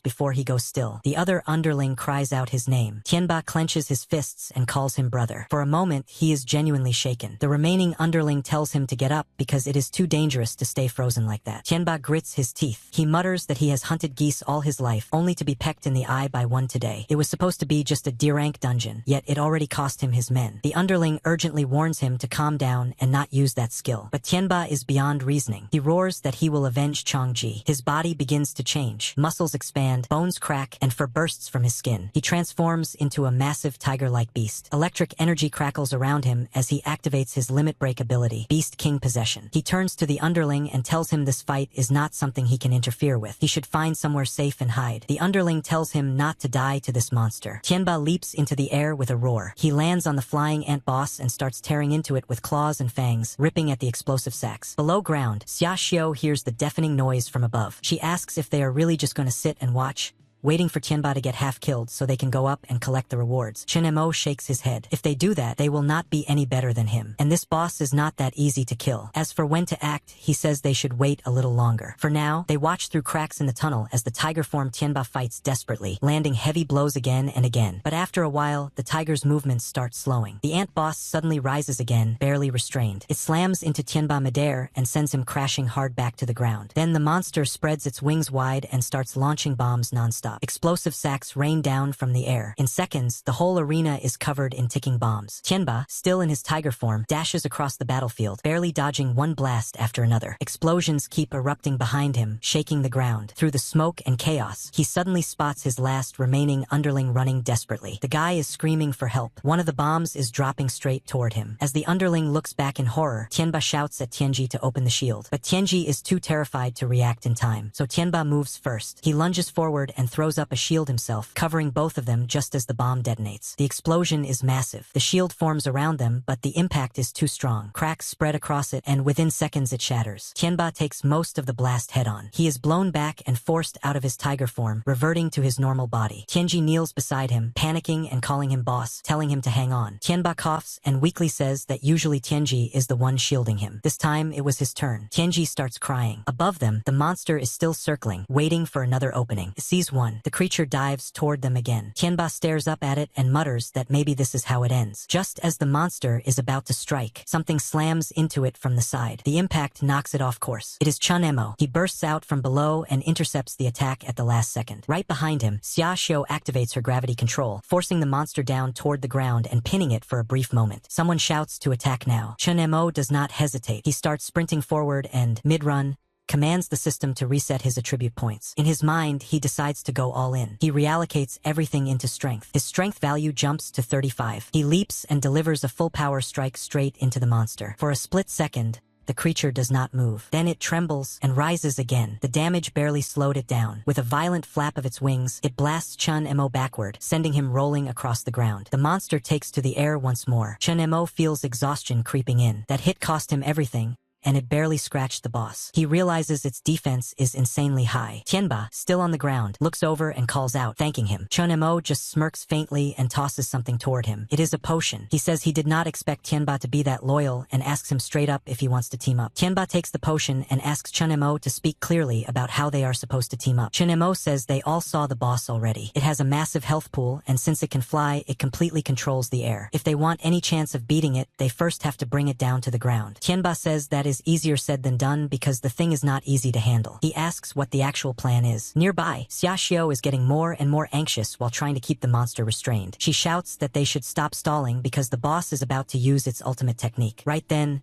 the monster begins transforming. Bomb sacks swell across its body, ready to detonate. At the same time, egg-like pods start shooting out in every direction. As the eggs fall, they hatch instantly. Small ants pour out and swarm across the battlefield, quickly surrounding everyone. Chun-Mo says he has an idea, but he needs their help first. That is all he will say, and whether they follow the plan or not is up to them. Tianba says the kid is right. At this point, they either kill the boss or everyone dies. Chun-Mo starts moving forward. Tianba and his remaining underling follow him as they push ahead together. While running, Chun-Mo calls out to the system and resets his attribute points, putting everything into agility. His speed surges, allowing him to weave through the falling bombs. Through the walkie-talkie, Chun-Mo tells Tianba and the others to draw the boss's attention while he gets close. Tianba replies that he understands and tells him to just keep moving forward. He smirks and starts transforming again. The underling tries to stop him, saying he cannot use that skill again, but Tianba ignores him. In seconds, he turns back into his tiger form. He says he cannot worry about the consequences now. If he does not take the risk at this moment,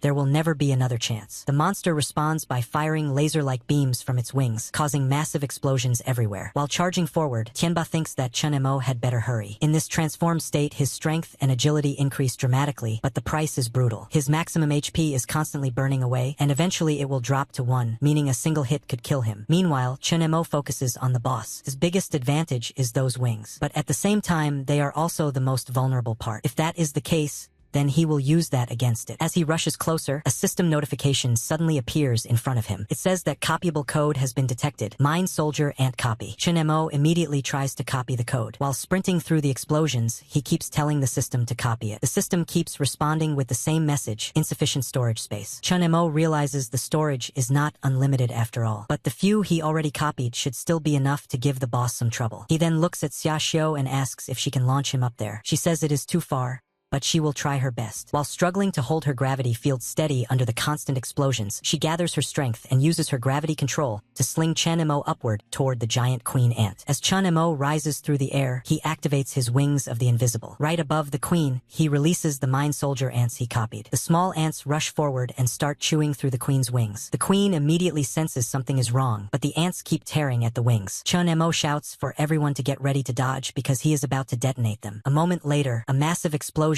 erupts directly above the queen. Everyone below stares in shock. Then warning signals flash across the boss's bomb sacks. Warning override. Warning override. Another enormous explosion detonates. The shockwave slams into the defensive shield around the players. The barrier starts cracking, barely holding together. Then the queen's massive body drops from the sky and crashes down, triggering yet another blast when it hits the ground. Through the smoke and debris, Tianba, his underling, and Xiaoxiu stare at the fallen boss. For a moment, they can hardly believe it. They ask if that actually did it. As the smoke slowly settles, everyone watches the fallen queen ant carefully. For a moment, they wonder if they actually managed to take it down. Chun-Mo immediately warns them not to relax yet because the system has not given any notification. Tianba agrees and says they should stay alert. They wait. Then something moves inside the queen's body. The massive corpse twitches, and suddenly something bursts out from within it. Another ant-like monster shoots out at incredible speed. Everyone scatters instantly, but it is too fast. In the blink of an eye, the creature darts through the battlefield, striking everyone. Tianba and his underling are knocked down. Xiaoxiu and Chun-Mo are also slammed to the ground. Chun-Mo realizes that the boss's speed and strength have both increased drastically. He suspects this is the boss's final frenzy phase. Tianba has already reverted back to his human form. His underling shouts for him, but Tianba curses the monster, calling it a freak. Xiaoxiu suddenly warns everyone that it is coming again. The ant monster prepares another high-speed attack. The underling quickly throws up a shield and tells Tianba to watch out, but the creature slices through the shield with a single strike. The barrier shatters instantly, and the underling is hit hard and thrown aside. He cries out before collapsing. The monster immediately shifts its focus to Tianba, who is now almost defenseless. At that moment, Xiaoxiu forces herself back up. She uses her gravity control to grab the monster and try to throw it off balance. She struggles to hold it, but she manages to lift it slightly into the air and shouts that there might still be hope. The monster reacts instantly. It flips midair and slams Xiaoxiu down into the ground. Then it prepares to finish her with another strike. Chun Mo rushes in and pulls her away at the last moment. Xiaoxiu panics and says they are finished this time. The ant monster is already right behind Chun Mo, ready to attack again. Chun Mo grits his teeth. He wonders if a D-rank dungeon is simply too much for them. Then he suddenly remembers something. The items he obtained earlier while exploring. He quickly checks his inventory and sees something called Universal Forest Sprout. The description says that once used, it can instantly summon a dense forest rising from the ground. At this point, Chun Mo decides he has nothing left to lose. He throws the item onto the ground. The moment it touches the soil, roots explode outward. Massive trees burst from the ground in seconds, forming a thick forest that spreads across the battlefield. The sudden transformation catches the monster completely off guard. Chun Mo thinks the monster is just too tough. Even Tianba cannot handle it alone. Meanwhile, the monster begins slicing through the forest Chun Mo created, cutting trees down one after another while trying to locate them. For the moment, though, the forest gives them a place to hide. The monster grows more violent, striking wildly in every direction. Explosions echo across the forest as trees are shattered. Chun Mo, Xiaoxiu, and Tianba crouch down, covering their ears. Tianba curses and says the thing is squealing like a stuck pig. Chun Mo says he only has 2 potions left and tells everyone to share them, half a bottle each. Tianba shakes his head and says that is useless. The beast is already in its 3rd phase, and that is not something someone at Chun Mo's level can handle. He says he does not know how Chun Mo boosted his attributes earlier, but in the end he is still only level 8. Chun Mo knows Tianba's words are harsh, but they are true. Still, they cannot just sit there waiting to die. Tianba then tells Chun Mo he probably will not make it out of here. He proposes a deal. He says he can help Chun Mo level up, but Chun Mo has to promise that once he gets out alive, he will help take care of Tianba's brothers outside. Chun Mo asks if there is really such an item that can instantly level someone up. He also points out that promises are easy to make but hard to enforce. Tianba replies that he has plenty of brothers outside. If Chun Mo tricks him,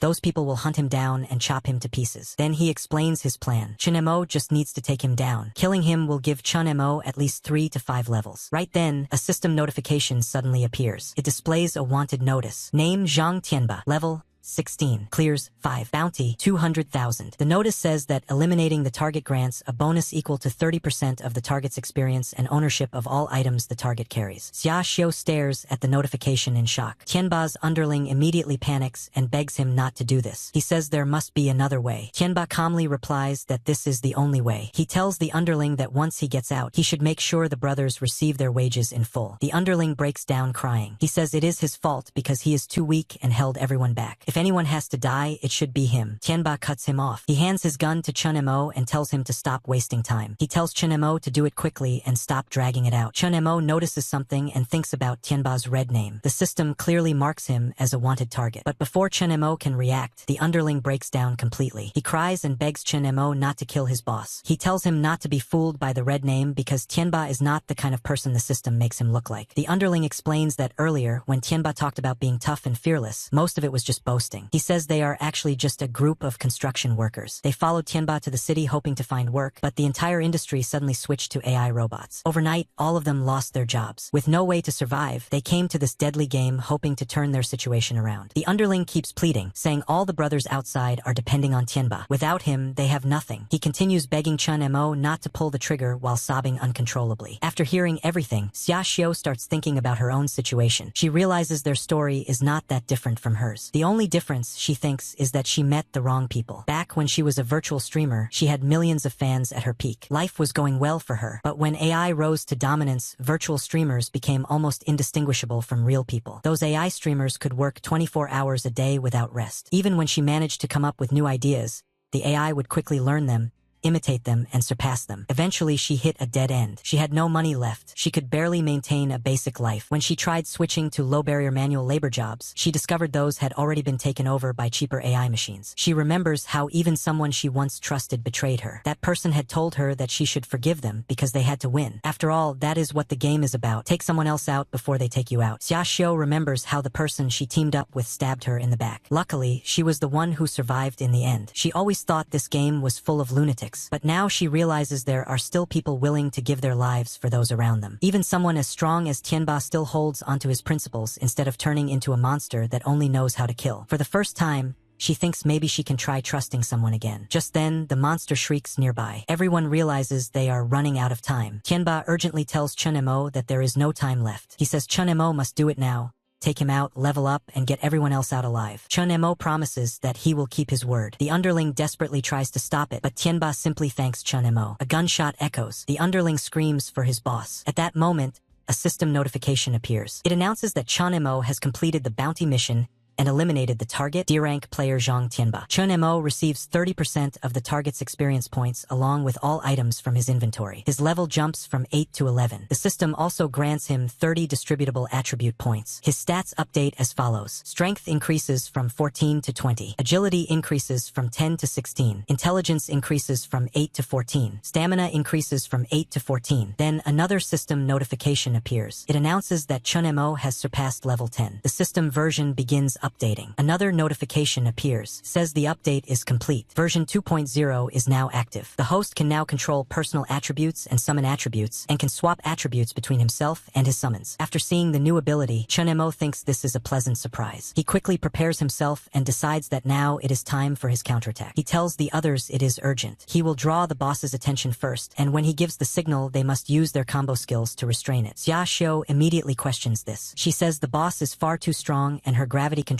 is not at a high enough level to restrain it. The underling also says his shield only protects himself and cannot hurt the boss at all. Chen Mo tells them there is no time to explain. They just need to follow his lead because this is their last chance. He tells them to give it everything they have. Both of them agree. Chen Mo then announces that Operation Decapitation begins. They start moving immediately. The monster soon notices them and prepares another attack. Chen Mo suddenly shouts for them to move. The monster leaps forward while they scatter to avoid it. At that moment, the underling lands directly on top of the monster. Chen Mo calls out to him and launches him upward using his flying ability. He then tells Xia Xiu to hold steady. She focuses all her power and uses gravity control to restrain the monster, while the underling activates his earth shield to anchor himself on its body. Chen Mo then tells Xia Xiu to put all her weight onto the underling. She does exactly that. Chen Mo shouts for her to give it everything. Xia Xiu pushes her ability to the limit, screaming as she pours all her power into the gravity field. The ant monster struggles desperately to resist, but the pressure keeps increasing. Eventually, the gravity overwhelms it. The monster loses control and is slammed straight down into the ground. Chen Mo praises them for the perfect setup. Then he releases his next move. He summons the gluttonous serpent. The giant snake opens its jaws wide, preparing to bite. The snake immediately lunges forward and bites the ant monster while it is pinned to the ground. But the queen ant's skin is unbelievably tough. Chen Mo watches closely and realizes the damage is still not enough. He thinks the gluttonous serpent's current attributes simply are not strong enough to crush the queen ant. Without hesitating, he orders the system to transfer all of his attributes to the gluttonous serpent. The moment the transfer happens,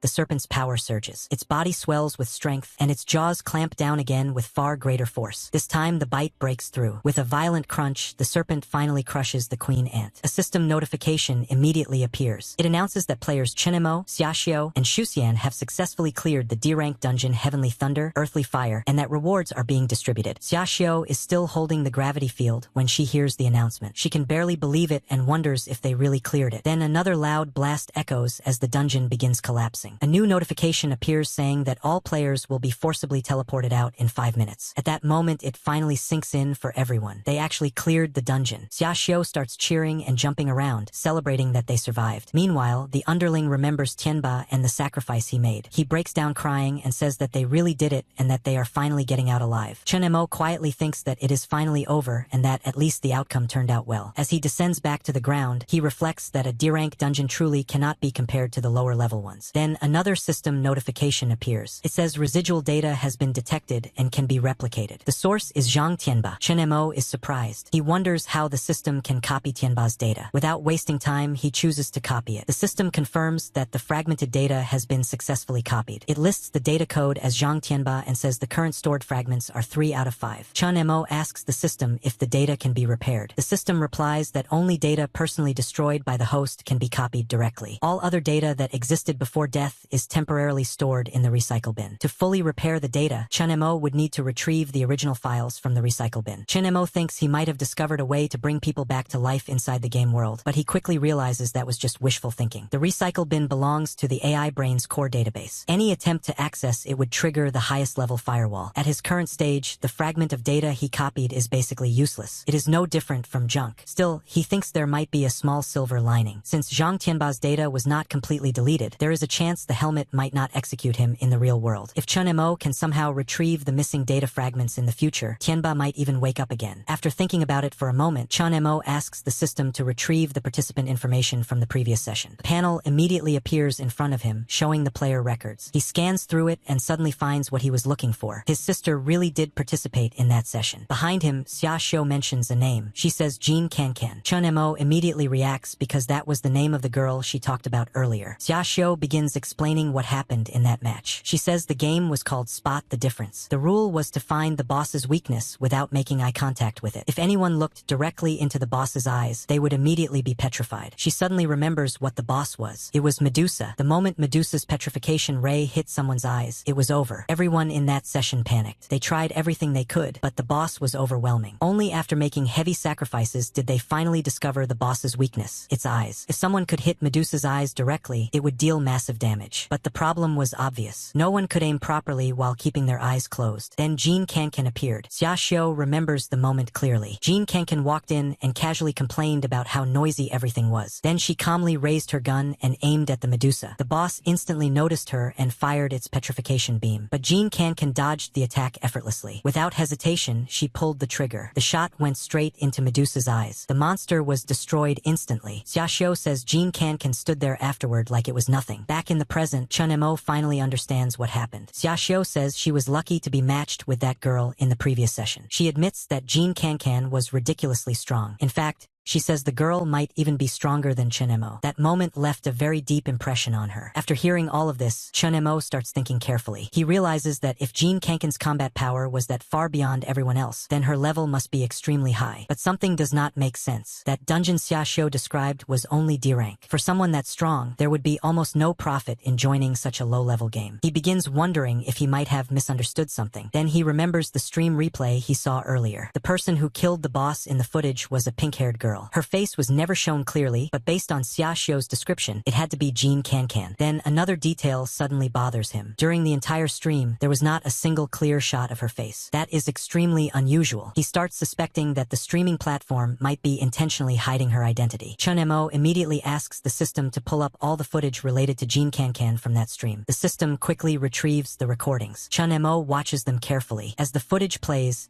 something catches his attention. Standing beside Jean Cancan in several scenes is another person. Chun-mo freezes for a moment when he notices him. He stares at the screen and wonders who the man next to Cancan could be. Xia Xiu says yes, that is the guy. She says he was the annoying one who kept sticking to Jean Cancan the whole time. Because of him, she never even got a clear look at the girl's level. She says he looked like some kind of bodyguard. He stayed beside Jean Cancan the entire time and would not let anyone get close. She complains that she never even got the chance to latch onto a strong carry. After hearing that, Chun-mo thinks it actually makes sense. If that is true, then Jean Cancan might have been under someone's control. He begins wondering who that man is and what kind of organization he belongs to. Just then, a system notification appears saying the instance will close in 3 minutes. Chun-mo quickly grabs Xia Xiu and asks her to think carefully again. He asks if she remembers any other details about the man, his name, or whether anyone else was with him. Xia Xiu tries to remember but struggles. Before she can finish, the underling suddenly says something. He remembers the man had heterochromia, one red eye and one blue eye. He wonders if that person could be Lu Chenzhao. Xia Xiu immediately reacts and says that name does sound familiar. She asks if he met that guy before. The underling says he remembers seeing him once at the black market. At that time, he had gone there with Tianba to buy a hidden red name item. He recalls the scene clearly. Tianba had argued with someone, saying they had already agreed earlier and that the item belonged to him. But another man suddenly appeared and calmly said he was taking the tracker. Tianba got angry and complained that people these days had no sense of rules anymore. Then he turned around and noticed that man standing right behind him. The man looked terrifying. The man asked if Tianba had a problem with that. Tianba immediately backed down and said he had no problem at all before quickly leaving. Afterward,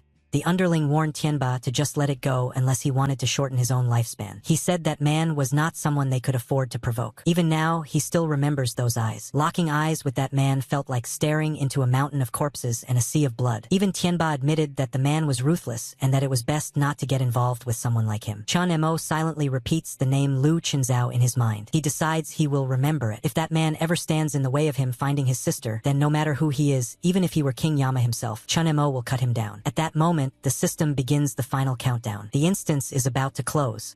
As the countdown continues, Tianba's underling says he will leave first because he needs to bring the news of Tianba's death back to the others. He tells Chen Mo that if he ever needs help in the future, he only needs to say the word. Xiaxiu also says she is heading out. She jokingly tells Chen Mo that if he needs anything later, he can come find her. Chen Mo tells the underling that Zhang Tianba might not actually be dead yet. He asks him to take good care of him because maybe a miracle could still happen someday. The underling is completely shocked when he hears that. He turns around in disbelief and asks what Chen Mo means. Before he can ask anything else, the teleportation takes him away. In another place, a girl suddenly sits upright, snapping the restraints that were holding her down. The movement shocks everyone around her. A butler quickly approaches and calmly says that Miss is finally awake. He congratulates her, saying she once again completed the mission perfectly. The higher-ups are extremely satisfied with her performance. He adds that, based on the calculations, her debt has now been reduced to 1/3 of its original amount. The girl cuts him off and tells him to stop with the nonsense. She asks him to just say what the next mission is. Almost immediately after speaking, she vanishes from the spot and starts walking away, leaving the others stunned. The butler comments that Miss Jean is as straightforward as ever. He then explains that there is indeed a new mission from above. She is required to participate in a B-rank mission and eliminate an A-rank player. The target has offended the higher-ups and is also carrying something he should not possess. Those items must not be allowed to spread. The butler warns her that if she fails the mission, the device attached to her will detonate and destroy her face. He remarks that it would be a shame, considering she has what he calls an S-rank face. The girl simply says she understands. She tells him to inform the higher-ups that she will complete the mission, and she hopes they will keep their promise and not interfere with her brother's life. The door closes behind her. As she walks away, she thinks about her brother. She wonders how that idiot big brother of hers is doing without her around to take care of him. She admits to herself that she really wants to see him again, but she quickly stops herself from thinking about it. She reminds herself that once she finishes paying off the debt, the people controlling her will stop persecuting him. When that day finally comes, they will be able to live peacefully together again. For that future, she tells herself she has to keep pushing forward. Back in the game, a system message announces that the instance has officially closed. Chen Mo immediately begins thinking about something. He realizes that once an instance closes, its data is stored in the recycle bin for secondary use. He decides to try copying the Queen Ant's data, but the system immediately returns a failure. Chen Mo is surprised. He wonders if it failed because the boss was destroyed too completely. Just then, he hears a strange voice nearby complaining loudly. The voice grumbles about finally getting out and says it almost suffocated in there. It complains that every day is like this and that the work is exhausting. The voice keeps ranting about how its waist and back are killing it after the shift and wonders when it will finally get transferred to an easier position. Chen Mo follows the sound and finds the source. It is the Ant administrator. Chen Mo immediately says that now it makes sense why he did not see the administrator leave earlier. He points out that the admin must have been hiding there the whole time and that it was probably controlling the boss earlier. The Ant admin is startled when it hears him, curses in shock, and asks why Chen Mo is still there instead of leaving. A system notification appears. It announces that player Chen Mo has successfully cleared the dungeon Heavenly Thunder, Earthly Fire. By defeating the Queen Ant, he has earned the MVP title. The rewards are listed immediately. A C-rank weapon called Void Blade, a C-rank skill called Camouflage, and one random item draw ticket. All rewards have already been sent to his inventory. The Ant administrator tells Chen Mo that the rewards have been delivered, and that he should hurry up and leave instead of disturbing the system's rest. But Chen Mo clearly has something else in mind. He snaps his fingers. A huge serpent suddenly appears behind him. Chen Mo calmly says it is not time to leave yet because he plans to devour the administrator first. He adds that he thought he would be leaving empty-handed this time, but the admin conveniently showed up on its own. The Ant administrator panics immediately. It screams that such a thing should be impossible. As an NPC protected by the system, it should not be able to be harmed by a player. Then it realizes what is actually happening. Chen Mo is not attacking its body. He is devouring its data. The administrator starts begging desperately. It says it does not want to be devoured yet and asks Chen Mo to spare it. It offers to submit to him as its master. Quickly adds that if they work together, they could achieve great things and reach incredible heights. Chen Mo watches the tiny ant trembling in fear. He admits to himself that the creature is actually quite clever. Devouring it would grant him a small amount of AI brain authority, but keeping it around as a helper might be even more useful. Chen Mo grabs the little administrator and asks how it plans to guarantee that it will not betray him. The ant ant immediately explains that it has already thought about that. It says it can merge with Chun Mo's system. If that happens, they will essentially become one entity, meaning it will have to obey his commands completely. It even promises to format and erase its previous memories, so they will not interfere with Chun Mo's system. Chun Mo considers it for a moment and says the proposal sounds acceptable. Still, he warns the ant not to have any hidden ideas. If it tries anything, devouring it would only take a second. The ant immediately swears it would never dare betray him. Chun Mo finally agrees and tells it to begin. The ant cheerfully responds that following him clearly offers a much brighter future. A new system alert suddenly appears. It says a new module is requesting fusion. The system performs a scan and reports that the module is safe. It asks Chun Mo whether he agrees to proceed with the fusion. As Chun Mo prepares to confirm the fusion, the ant administrator quietly says that it can already feel the process beginning. Chun Mo feels the change immediately. In his mind, he thinks he can feel the fusion happening too. The system begins the model fusion process. Inside the merging module, the ant administrator feels its data being rewritten. It senses its body being transformed by Chun Mo's system authority. The transformation continues until the system finally announces that the model fusion is complete. After the process finishes, the newly fused module speaks again and asks if Chun Mo now believes it has no ill intentions. Chun Mo calmly tells it that is enough and orders it to return. A new notification appears right away. It congratulates the host for obtaining a summoned beast, Queen Ant. The system also reports that Chun Mo now has 2 summons in total, with 2 remaining inventory slots. It adds that further system upgrades will unlock additional summon storage slots. Chun Mo decides it is finally time to leave. As he prepares to log off, he thinks that he is getting closer and closer to finding her. Elsewhere, inside a large broadcasting studio, an announcement rings out. The host greets the audience and welcomes them to the evening program. He proudly introduces a veteran game critic named Master Lee and asks the audience to welcome him. Master Lee thanks the audience and greets everyone. The host asks him for his evaluation of the dungeon they just watched. Master Lee says that, to be fair, the performance was quite good and actually exceeded his expectations. He admits he did not expect 3 players to successfully clear that dungeon. He explains that, based on his many years of observation,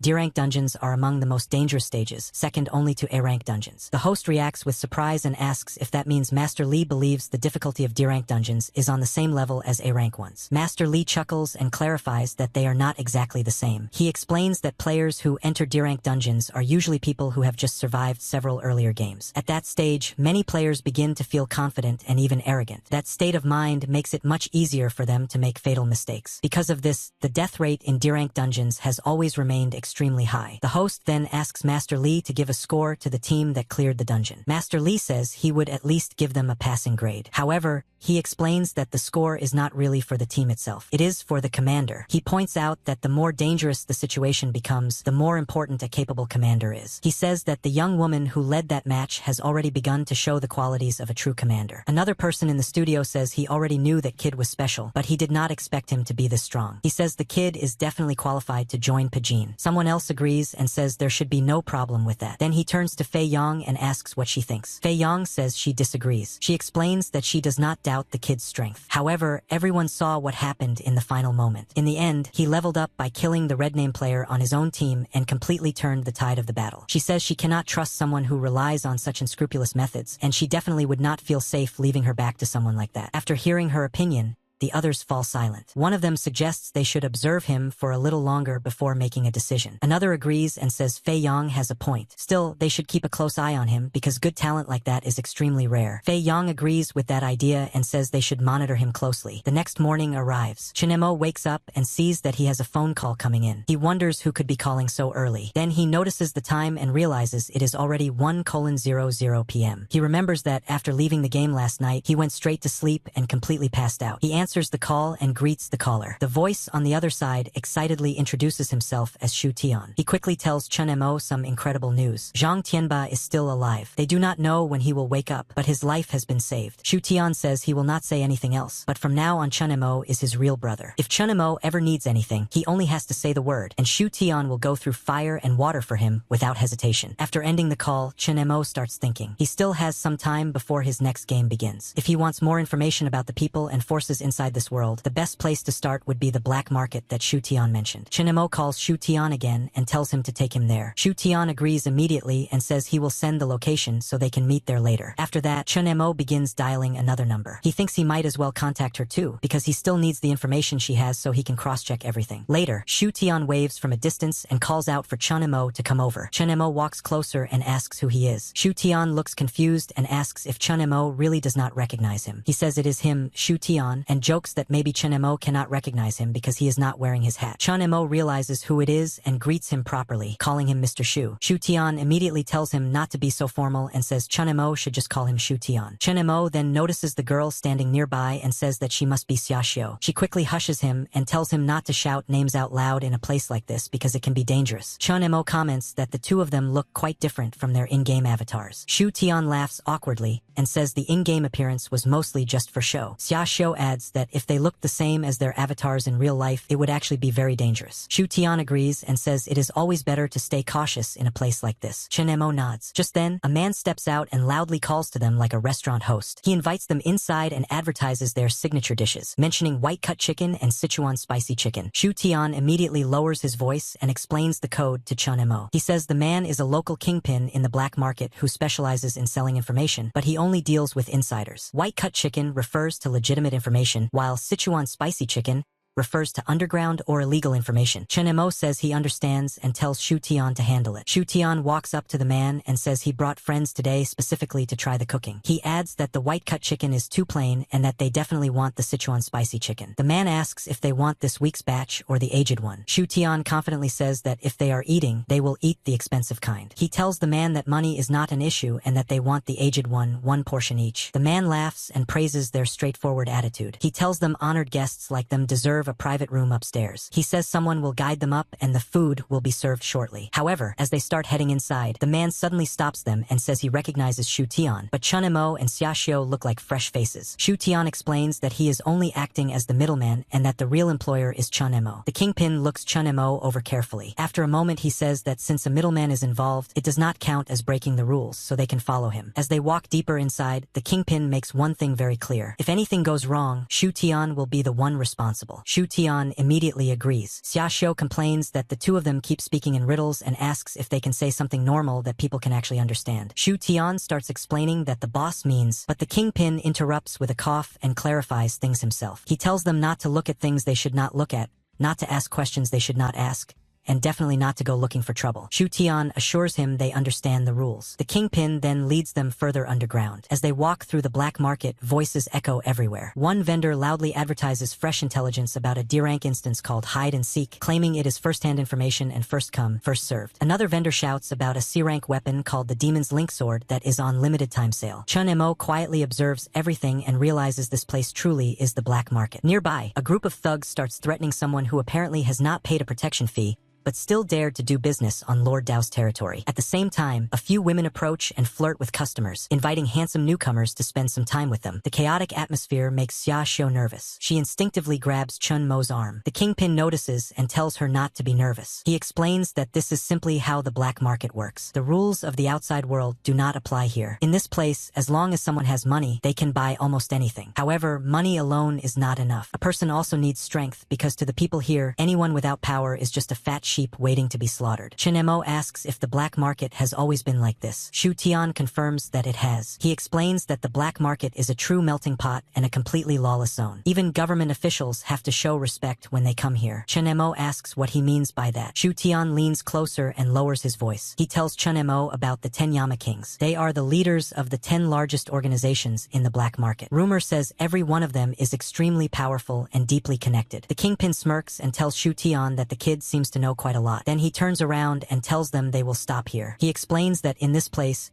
they can get answers to anything they want, but first they must prove their worth. Only after showing they are qualified will Lord Luo allow them to receive the information. As he finishes speaking, he presses a button. Suddenly, a massive block of iron drops down around them, sealing them inside like a cage. The kingpin calmly tells them they only have 1 minute. If they solve the puzzle inside the box, they will walk out with the answers they came for. If they fail, they will die in there. Shu Tian immediately starts kicking the metal walls and shouting angrily. He curses the kingpin and yells for him to open the box right now, threatening revenge once once he gets out. The kingpin simply laughs. He tells Shu Tian to save his breath because the walls are made of titanium alloy. There is no way they can break them. Shu Tian becomes even more frustrated and realizes he has been set up. Meanwhile, Xia Xiu notices something strange on the wall of the metal chamber. She calls the others over and points to a string of garbled symbols. She says it looks like some kind of problem and asks if anyone can understand it. Chun Mo studies the symbols for a moment. He immediately recognizes it as a sequence equation. As he looks at it, another thought crosses his mind. These people must already know who he is. That is why they are using this specific kind of puzzle to test him. Shu Tian looks at Chun Mo and asks if he can figure it out. Chun Mo calmly says he will try. Shu Tian immediately tells him to do his best because all of their lives are depending on him. Meanwhile, Xia Xiu and Shu Tian are both panicking. They keep glancing at Chun Mo and whispering nervously, wondering if anyone even understands what he is doing. Shu Tian grows more and more frustrated and shouts that he is such an idiot for getting them into this situation. He says there is no way even a genius could solve something like this in such a short time. Xia Xiu starts regretting coming along. She complains that she never should have gotten involved in this mess and now she is going to lose her life because of it. Outside the chamber, the kingpin watches through the monitor. He laughs and says that Lord Luo must be overestimating this kid. Even the strongest math geniuses in the black market need pen and paper to solve problems like this. But Chun Mo is just standing there staring at the wall, probably frozen by the sheer scale of the calculations. Inside the chamber, however, Chun Mo is calmly analyzing the numbers. In his mind, he keeps track of the remaining time while examining the sequence. At first glance, the numbers look chaotic, but he quickly notices a hidden structure. The sum of every group of 3 numbers is actually the same. Then he realizes that if he takes one number every 2 digits, the sequence forms 3 separate arithmetic progressions. Once he identifies the pattern,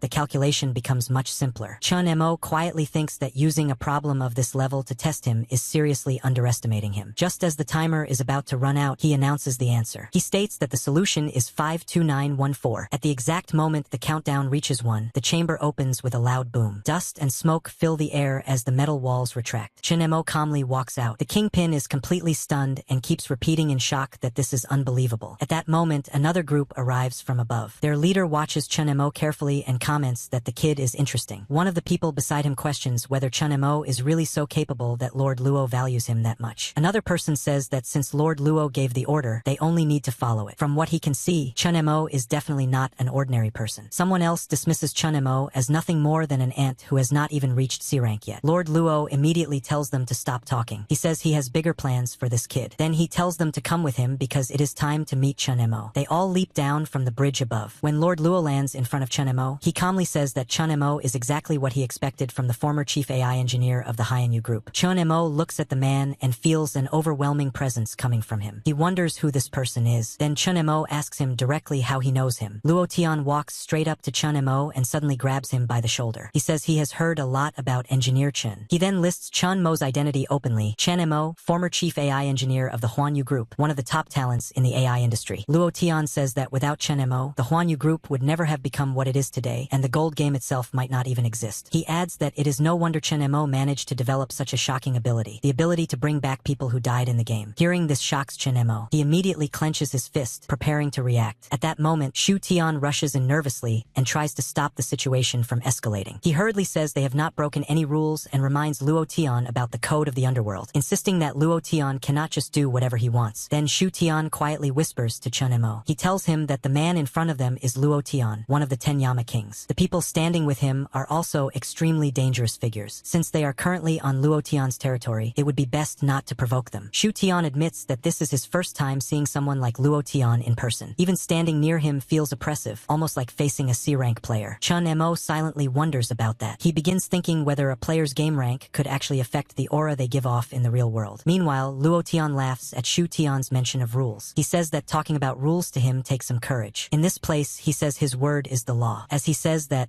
several powerful men step forward and surround them. Xia Xiu quickly tells Shu Tian to shut up before he gets them all killed. Chun Mo stays calm and speaks directly to Luo Tian. He says Luo Tian went through a lot of effort to bring them here, so he assumes this was not just to show off his power. Luo Tian bursts into laughter. He says Chun Mo is indeed clever and that he enjoys dealing with smart people. Then he proposes a deal. He shows Chun Mo an item and says it contains something Chun Mo wants. However, he makes it clear that it will not be given away for free. Chun Mo asks what Luo Tian wants in return. return. Luo Tian smirks and gives his condition. Chen Mo has 1 week. If Chen Mo can reach C rank within a week, he can come back and meet Luo Tian again. At that time, Chen Mo must trade his resurrection method in exchange for the information. If he fails, then there will be nothing left to talk about. Luo Tian laughs wildly after saying this. Chen Mo, Shu Tian, and Xia Xiu all stare at him, feeling the terrifying pressure coming from him. If you don't want to miss the next exciting part of the story, then subscribe right now and turn on all the notifications.